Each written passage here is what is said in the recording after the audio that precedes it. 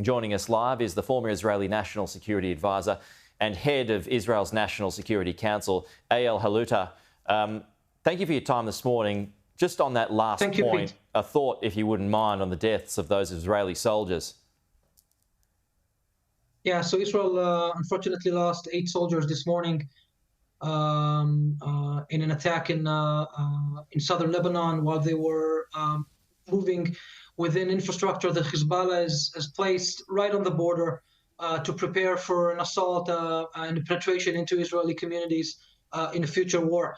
I happen to know one of those personally. It's a very painful day in Israel. The fact that it is in the eve of Rosh Hashanah, over the Jewish New Year, is particularly painful. But this is the condition Israel is in for the last almost year in Gaza, now also in Lebanon.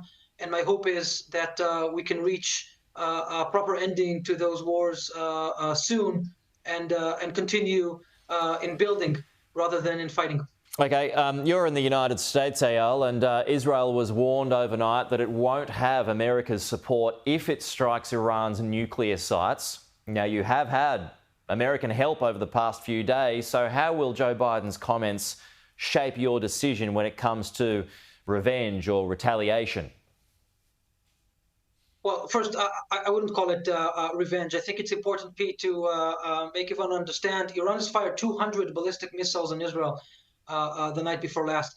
The fact that there were no casualties is just because we get very good air defenses and also a good alliance with the Americans who participated in this defensive effort.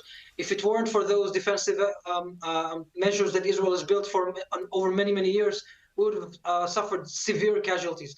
This is not about revenge. This is about ensuring that Iran understands that they cannot just decide to fire hundreds of rockets or missiles, ballistic missiles, long-range ballistic missiles on Israel unprovokedly. Israel did not attack Iran.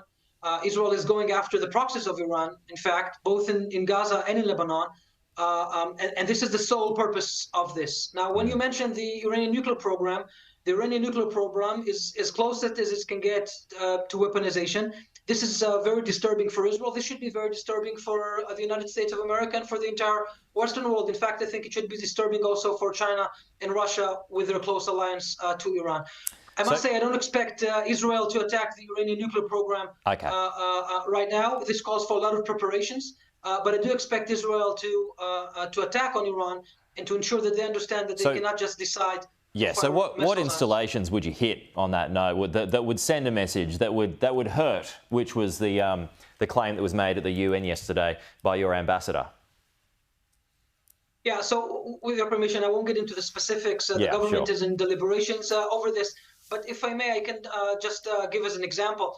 The last time Iran fired about 300 projectiles on Israel back in April, Israel decided to respond very symbolically, I will say. And we attacked with a single missile one of their air defense capabilities, just to demonstrate for them that they cannot penetrate our air defense, but we can attack any point in Iran if we so wish.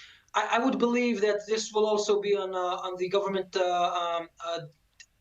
among the options that the government will need to decide upon when they select the proper target to hit. When? Rough time frame? Days, weeks, months. We know Israel can play the long game. Yeah, well, Israel should play the long game. I think what's more important is to succeed in what we do rather than to act hastily. I wish Iran wouldn't do this, Pete. I think Iran made a terrible mistake in joining this.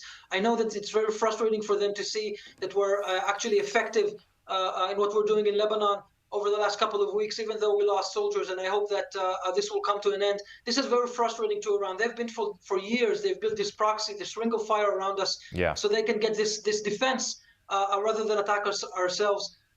This is the situation Israel is in. And I just want to wish for the new Jewish year that it will be a better year and that this fighting will end and Israel can continue to prosper.